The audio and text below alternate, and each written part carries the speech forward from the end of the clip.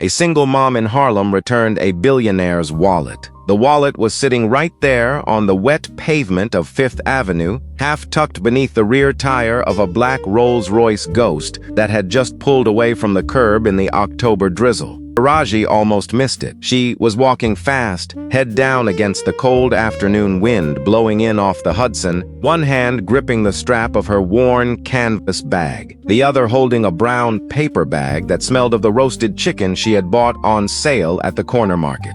Dinner for her and Zion, her 7-year-old son who was waiting at home with Miss Gloria, the neighbor who lived 2 floors up. She wasn't looking for anything, but her eyes caught it anyway. A Berluti wallet in chestnut brown, lying open like a book someone had dropped in a hurry. Hand-stitched seams raised along the surface, the kind of leather you didn't find in ordinary stores. Rain was already darkening the edges. Taraji stopped. She looked around. The Rolls-Royce Ghost had dissolved into the sluggish stream of midtown traffic block ahead, already just a dark shape in the gray afternoon. The sidewalk was crowded. Office workers heading to the subway, a delivery guy threading his bike through the gaps, 2 young women with earbuds and walking fast. Nobody was looking down. Nobody was stopping. She picked it up.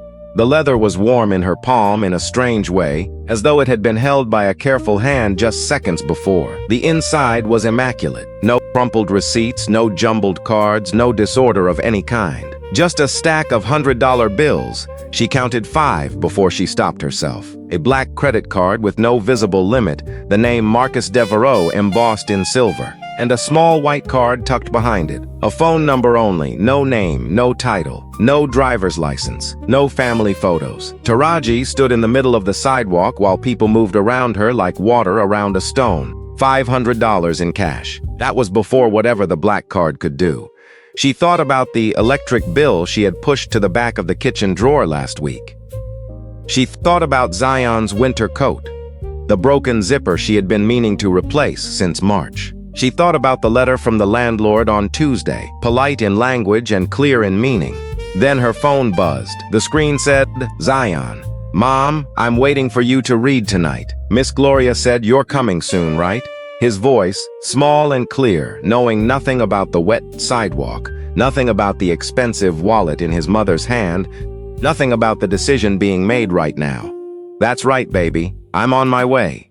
She hung up, looked down at the wallet, then up at the gray Manhattan sky. Not because of some abstract moral philosophy, not because she was afraid of consequences, but because she did not want her son to grow up with a mother who had once chosen wrong in a moment when no one was watching. She tucked the wallet into her canvas bag, tightened her grip on the roasted chicken, and kept walking toward the subway. Taraji Okafor, 34 years old, had not planned any part of her life to turn out the way it had. Not the marriage to Darius, the man she had loved at 23 and who had quietly left at 28. No arguments, no drama, just an afternoon he didn't come home and she realized she was no longer surprised.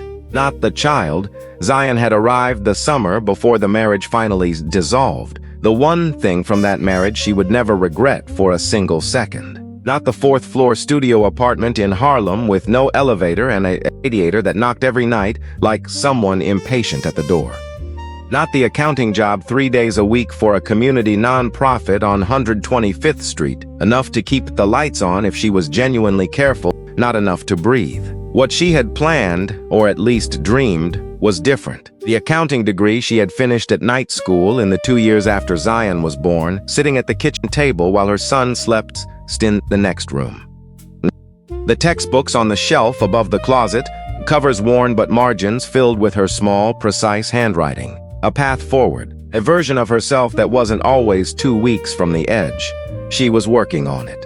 That was what she told herself every morning while she packed Zion's lunch and calculated whether she could afford the good orange juice or had to take the cheap kind. That evening, after dinner, after Zion showed her a drawing from school, an octopus with 9 tentacles, because 9 was his favorite number. After she had read 2 chapters and turned off his light, Taraji sat back down at the kitchen table and opened the wallet again. She spread the contents across the table. 500s, the black card, the white card with the number. She opened her laptop and typed Marcus Devereaux, New York. The results came back immediately. and she sat still for a moment longer than she had expected. Marcus Devereaux, 41 years old, founder and CEO of Devereaux Capital Partners, one of the most prominent private equity firms in the country, with a portfolio stretching from biotech to energy infrastructure. His name appeared on the boards of 3 hospitals, a performing arts foundation, and a university investment committee. There were photographs of him at charity galas, shaking hands with senators, speaking at a podium in front of hundreds of people in expensive suits. All close-cropped dark hair, eyes that met the camera with the look of a man accustomed to being watched without particularly enjoying it. Net worth, according to the most recent estimate she could find, north of $3 billion. Taraji looked at the $500 on her kitchen table. Then she looked at the white card. She thought about not calling. Thought about it seriously, the way you think seriously about something you already know you won't do. The money would help. It would help enormously. But it wasn't hers, and she had known that from the moment she lifted the wallet off the wet pavement. Knowing hadn't stopped her from thinking about the electric bill, about Zion's coat, about the landlord's letter. Knowing didn't mean not feeling, but feeling didn't change what was right. She picked up her phone and dialed. It rang 4 times. She was preparing herself for voicemail. Yes, a man's voice, direct, not cold, but not warm either. The voice of someone accustomed to calls that had a point. "Hi," Taraji said. "I'm sorry to call so late. My name is Taraji Okafor. I found a wallet on 5th Avenue this afternoon, around 52nd Street. The credit card inside has the name Marcus Devereaux. That's me?" A short pause, like a recalculation. "Where are you?" "Harlem." "You have the wallet." Not quite a question. Everything is still in it. The silence this time was longer. Not suspicion, something else, careful and surprised, as though he was adjusting a calculation. "Can I send someone to pick it up tomorrow morning?" he asked. "Of course. Or I can bring it somewhere. Whatever is easier for you." "I'll send someone to you. What's your address?" She gave it to him. Read it back correctly without asking twice, which she noticed, for reasons she couldn't quite name. They agreed on 10 o'clock. He thanked her. 2 words, clean and direct. The call ended.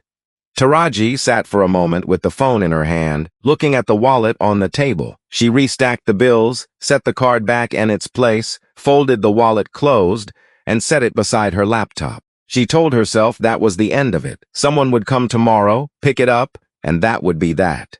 A small story, unremarkable, something she might tell Zion one day. A lesson in doing the right thing even when it cost you something. She turned off the kitchen light and went to bed. She did not expect, when she opened her door at exactly 10 the next morning, to find Marcus Devereaux standing in the hallway himself.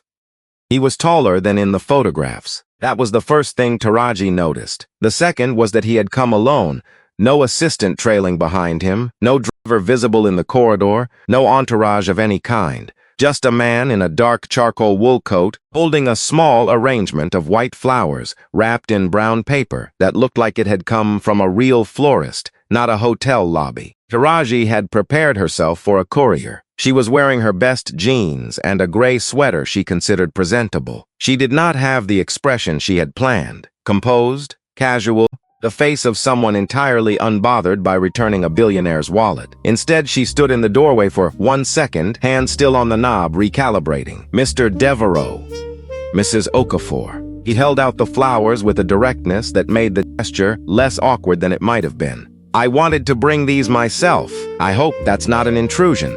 "It's not," she said, which was true. "Please come in." He stepped inside and took in the apartment the way people do when they are trying not to appear to be doing so. A quick survey, respectful, not evaluating. The space was small but clean. Taraji had made certain of that. There were crayon drawings taped to the refrigerator, a pair of small sneakers placed neatly by the door, and in the middle of the living room, a chessboard. Zion had been working on his game for weeks. The pieces arranged in 2 waiting lines. "Tea?" Taraji offered because it seemed right. "Please," Marcus said. She put the flowers in the tallest glass she had, a pasta jar, but she used it without comment and put the kettle on. Marcus sat at the kitchen table, the only table in the apartment, and looked at the chessboard in the next room with what appeared to be genuine attention. "My son's," Taraji said, coming back with 2 mugs. "He's at school." "How old?" 7. She set a mug in front of him and sat across the table. The wallet was there between them, exactly where she had left it the night before. She pushed it toward him. Everything is there. I didn't count the cash beyond what I could see, but I didn't take anything. He picked it up without opening it. "No," he said. She looked at him. "I had a feeling." He slid the wallet into his coat pocket. People who find something and return it usually say right away that everything is there. The ones who've taken something say it too, but they say it differently. Differently how? You said it the way someone says something slightly annoyed to have to mention it at all. Taraji considered that. I wasn't annoyed. "No," he agreed. "But you were matter-of-fact about it. Like it was obvious." "It was obvious," she said. He looked at her then, not the glancing, social kind of look, but a direct one, as though he was deciding something. It lasted only a second, but it had weight. "The cash alone was $500, he said. "I know. Most people would have kept the money and returned the cards. Some people would have kept everything and thrown the wallet in a trash can." "I'm not most people," Taraji said. She said it plainly, without pride, the way you state a fact about the weather. Marcus wrapped both hands around his mug and was quiet for a moment. Outside, someone in the apartment above was dragging furniture. The radiator knocked twice, then settled. "I'd like to do something for you," he said. "Not as a transaction. I want to be clear about that. But this matters to me, and I'd like to respond in a way that actually means something." Taraji felt the familiar tightness across her shoulders, the reflex that arrived whenever something good appeared to be offered and she couldn't yet see the cost of accepting it. "You don't have to. I know I don't. I didn't return your wallet because I wanted something in return." "I know that too," he said. "That's actually the reason I want to do something." He looked at her carefully. Not the look of someone offering charity.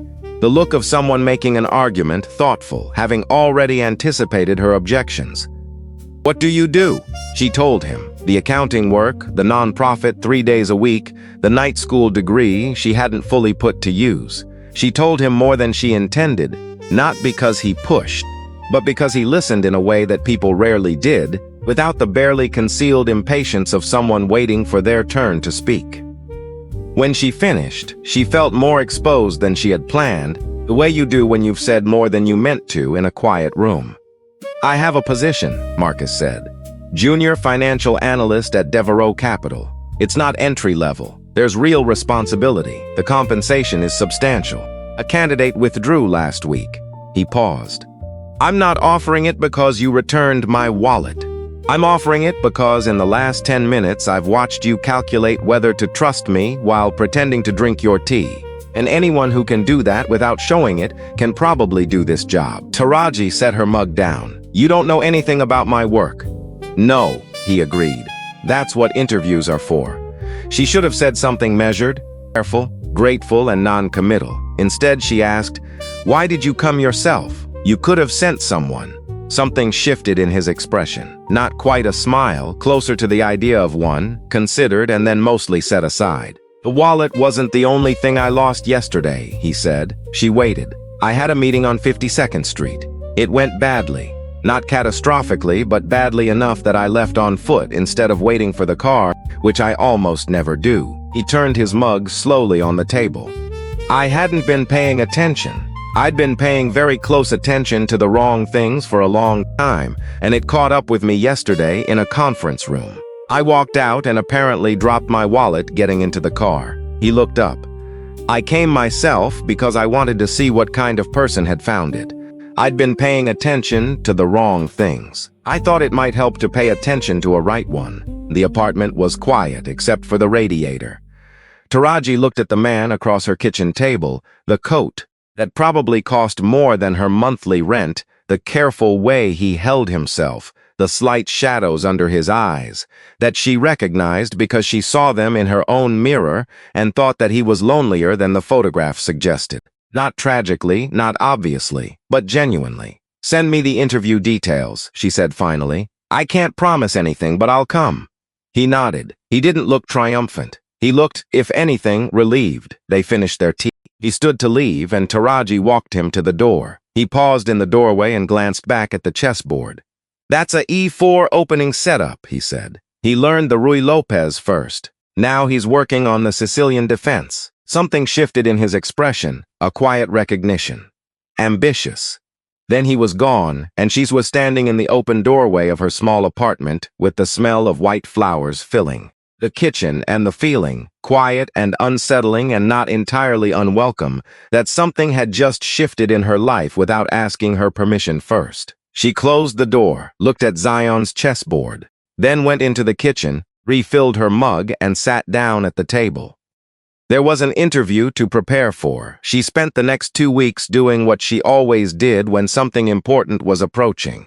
She prepared until she couldn't prepare anymore, then prepared a little more. She pulled her accounting textbooks from the shelf above the closet, pages dense with her small, precise margin notes. She reviewed financial modeling fundamentals, refreshed her understanding of private equity structures, watched recorded lectures online in the hours between putting Zion to bed and allowing herself to sleep. She filled pages of a yellow legal pad. She didn't tell anyone except Miss Gloria.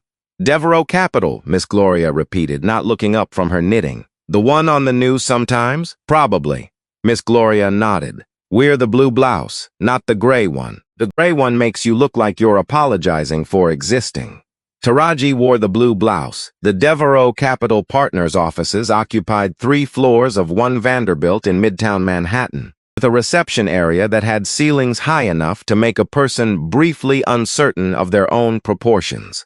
The receptionist offered her water in a glass, not a paper cup, which Taraji noted as an indicator of something she couldn't quite name. She met with 3 people before she met with Marcus. Andre, senior analyst, brisk and precise, who asked her technical questions about financial statements and appeared satisfied when she answered without hesitation. Imani from Human Resources, warm and organized, who walked her through the role's responsibilities with the efficiency of someone who had done it many times and still managed to make it feel personal. And Kofi, a portfolio manager younger than she had expected, who asked her how she made decisions with incomplete information and then actually listened to her answer. When Marcus appeared in the conference room doorway at the end of the 3rd meeting, he had the air of someone passing by who had simply decided to stop, casual enough to seem unplanned, deliberate enough that she knew immediately it wasn't. "How's it going?" he asked the room in general, though he was looking at her. "Very well," Taraji said, before anyone else could answer. Something in his expression moved briefly in the direction of that almost smile. He nodded, said something general to Kofi about a call that afternoon, and left. The offer came 4 days later. The salary maid her read the email 3 times to confirm she hadn't misplaced a decimal point. She started on the first Monday of November. Zion marked the date on the kitchen calendar in red marker and drew a small star beside it. She hadn't asked him to, and that made her throat tight in a way she hadn't prepared for. The work was hard and interesting and demanding in ways that required all of her, which suited her. She was strong on the technical side. Numbers had always been a language she thought in, rather than translated into, and she was careful and methodical in ways that faster analysts sometimes weren't.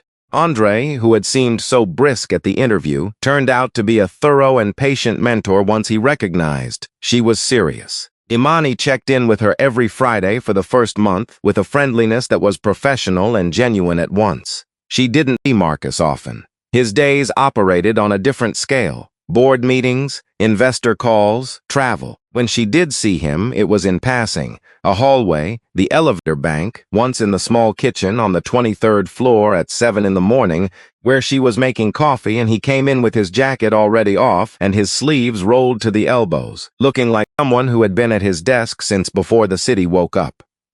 "How's Zion doing?" he asked. It took her a second to follow. "Chess." He finished the Ruy Lopez. "Now he's studying the Sicilian defense. Ambitious." He poured his coffee. "How are you finding it?" "The work," honest answer, "always.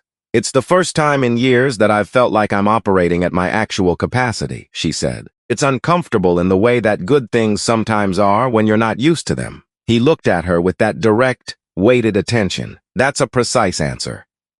"You said always honest." "I did." He picked up his coffee and moved toward the door, then paused.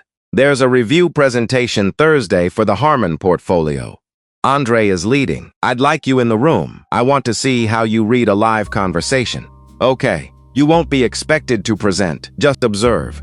I understand, Taraji said. Then, because she couldn't help it, I'll probably have thoughts. Marcus stopped in the doorway. I know, he said. That's why I want you there. The Harmon presentation was where everything began to fracture. The meeting was a quarterly review of a mid-sized manufacturing company Devereaux Capital had acquired 18 months earlier. Andre led it crisply and well. Taraji sat to the side with her notepad, listening to the numbers move back and forth across the room, watching the patterns in the projections, the way you watch the shape of something through fog. Not the detail yet, but the outline. Halfway through, she noticed it. A small anomaly in the quarterly operating costs, not large enough to raise an alarm in isolation, but inconsistent with the revenue trend in a way that didn't track naturally, like a crack in a wall that the paint had almost covered. This was where her knowledge of Benford's Law came into focus. While Andre continued his presentation, Taraji ran the mental calculation quietly. Benford's Law is a mathematical principle that governs the distribution of leading digits in naturally occurring datasets. In any real financial record, regardless of the company's size or industry, the digit 1 appears as the first digit roughly 30% of the time. Digit 9 appears least often, around 5%. When people fabricate numbers, they distribute digits more evenly without realizing it, because the human brain doesn't naturally think in logarithmic distributions. Taraji had learned about Benford's Law through a forensic accounting course she had completed online during late evenings at the kitchen table. Now, looking at the expense columns, she could see the distribution was skewed in exactly the wrong direction. She wrote 3 lines in her notepad and underlined the last one twice. After the meeting, when the other analysts were gathering their things, she caught Andre before he reached the door. I need to show you something. Andre looked at her notepad. His expression moved through several stages: dismissal, attention, and then a careful stillness that told her he had seen it too, now that someone had pointed. When did you notice this? He asked. During the presentation. He looked at her for a moment. Come to my office. What they found over the next 2 hours was not a crack. It was a fault line. Someone had been manipulating the operating cost reports for the Harmon portfolio for at least 9 months. Small adjustments, carefully distributed across categories, designed to keep the quarterly figures just inside the acceptable range while money was quietly redirected. The total amount was significant. The sophistication of it suggested someone who understood the reporting structure from the inside. Andre called Marcus. Marcus was there in 20 minutes. He stood at Andre's desk and read through Taraji's notes and supporting data with the particular stillness of someone absorbing something that changes the shape of a situation entirely. He asked 3 questions, each one precise. Andre answered 2. Taraji answered the 3rd. Marcus looked at her. You found this during the presentation? Yes. Not after? No. He turned back to the window. The city was dark now, the lights beginning their nightly argument with the sky. The person who managed this portfolio internally for the last year, he said slowly, is someone I've known for 11 years. The first person I trusted with real responsibility. He paused. The person who built the internal reporting system that he then spent 9 months quietly exploiting. The room was very quiet. Broderick, Andre said, barely above a whisper. Marcus didn't answer. He looked at Taraji with an expression she hadn't seen on him before. Not the careful directness, not the almost smile, not the composed distance of a man accustomed to controlling his environment. Something rawer than all of that. Something that looked, if she had to name it, like a man standing in the middle of a room that had just had its walls removed. Good work, he said. His voice was steady. But it cost him something. He picked up his phone and walked out of the office to make the call that would end an 11-year friendship before morning. The weeks that followed moved differently than the ones before them. The internal investigation was handled quietly and professionally. Outside counsel, a controlled process, no public statement until everything was confirmed. Taraji was asked to provide documentation of her findings twice, each time to a different set of lawyers, and each time she sat across from people in expensive suits and answered their questions in the same plain, direct way she answered every question, then walked back to her desk and returned to work. as though it were simply part of the job. It was Andre who told her, 3 weeks in, that the man at the center of it was Broderick Haynes, a senior partner, the first person Marcus had hired when Devereaux Capital was still a two-person operation in a rented midtown office. 11 years. The person who had built the internal reporting system he then spent 9 months silently exploiting. "How is he?" Taraji asked. She meant Marcus. Andre looked at her over the top of his glasses. "He's working," he said, which told her everything and nothing. She saw Marcus in the hallways. He was present, composed, thorough, the version of himself the office required. But there was something different in the quality of his attention now, something that had been loosened by what happened that night in Andre's office and had not quite resettled. Once in the elevator, he asked about Zion without being prompted. She told him about the Sicilian defense and how Zion had decided that the best chess player was the one who could think 4 moves ahead, something he had learned from a YouTube video at 6 in the morning on a Sunday. Marcus laughed, a real one, brief and unguarded, and for a moment the elevator became a different kind of space. Then the doors opened and he walked out as the CEO and she walked out as the junior analyst, and that was the shape of things. She told herself it was fine. With the same discipline she applied to everything else. The company holiday party was held in the first week of December, in a room on the 42nd floor with a view of Manhattan that made the whole city look like something carefully arranged by hand. Taraji wore a dark green dress she had bought on sale and her best earrings and stood near the windows with a glass of sparkling water. She was on a budget even at parties and talked easily with Imani and 2 analysts she had grown comfortable with over the past weeks. She was genuinely enjoying herself. She was not watching the door. She was absolutely watching the door. Marcus arrived 40 minutes in, said the things a CEO says at a holiday party with a warmth that managed to seem personal even at scale, then moved through the room the way he moved through everything. Deliberate, present, slightly apart from the current around him. He stopped at several groups. He listened more than he spoke. When he reached the window where Taraji was standing, he stopped, and for a moment they were both looking at the city rather than at each other, and the noise of the room seemed to pull back a degree. "It's a good view," she said, because something needed to be said.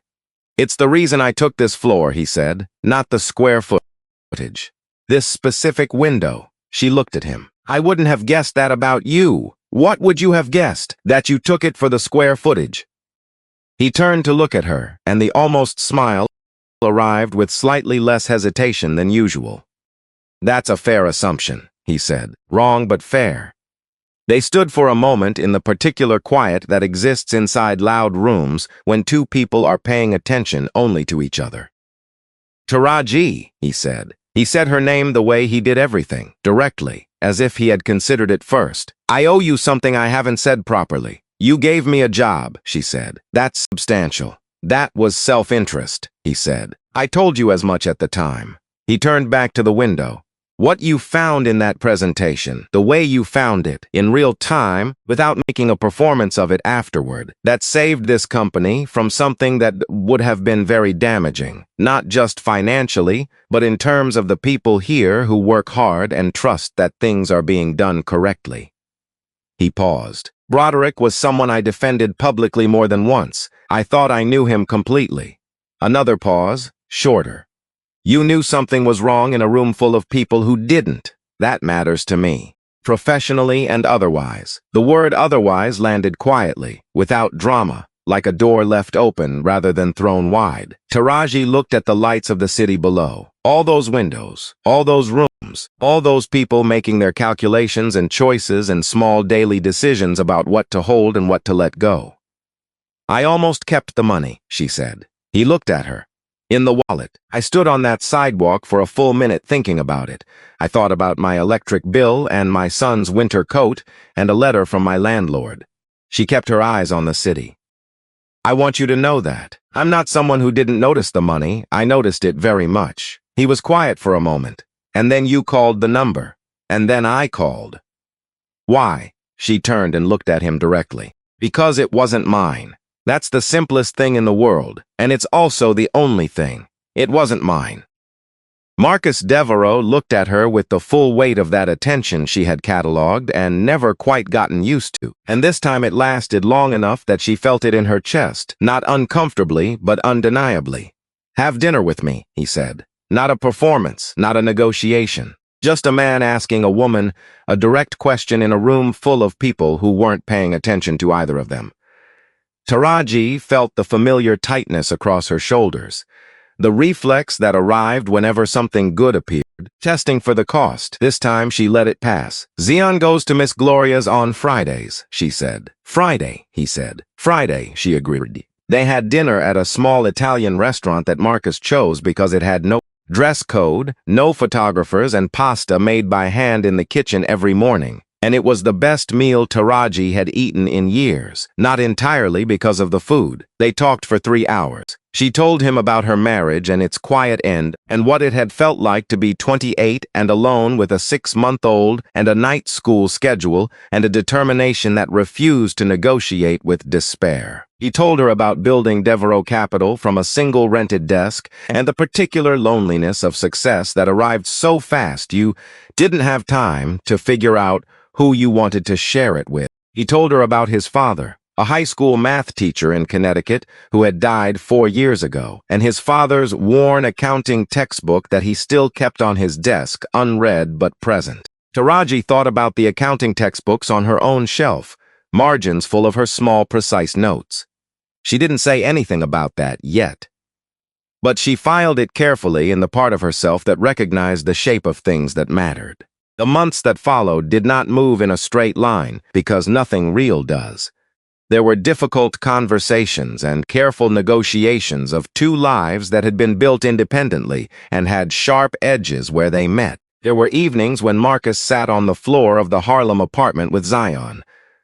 The chessboard between them, 800 pieces of an Amazon rainforest puzzle pushed aside, looking more at ease than in any photograph she had ever seen of him. There were mornings when Taraji stood in the kitchen and understood that she was happily in a way that was quiet and sturdy rather than loud and provisional, the kind of happiness that had been built from the bottom up rather than handed over. Taraji was promoted to senior analyst in March on the basis of her work and nothing else. Andre told her at her review that she had the best instincts for pattern recognition he had seen in a junior hire in 15 years.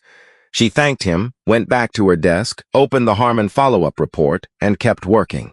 On a Saturday evening in late spring, Marcus sat on the living room floor of the Harlem apartment, the apartment Taraji had renewed for 6 more months, while conversations about the next chapter were quietly taking shape, and Zion looked at him across the chessboard with the seriousness of someone who had been studying his opponent. "You ready?" Marcus asked. "I've been ready since Wednesday," Zion said. Taraji sat on the sofa with her legs folded beneath her, one hand around a mug of tea, the other holding a book, but her eyes were not on the page. She was watching the 2 of them. The game lasted 40 minutes. Marcus did not let Zion win. He had made that clear from the beginning. A win doesn't mean anything if the other person isn't trying. Zion had accepted this with the attitude of someone who found it the only reasonable position. 20 minutes in, Marcus noticed something happening. The 7-year-old was pushing him into a defensive posture in a way that was not entirely accidental. 30 minutes in, the position on the board was beginning to tell a story. 41 minutes in, Zion set his queen down and said, in a voice of studied calm, "Checkmate." Marcus looked at the board, followed every line carefully.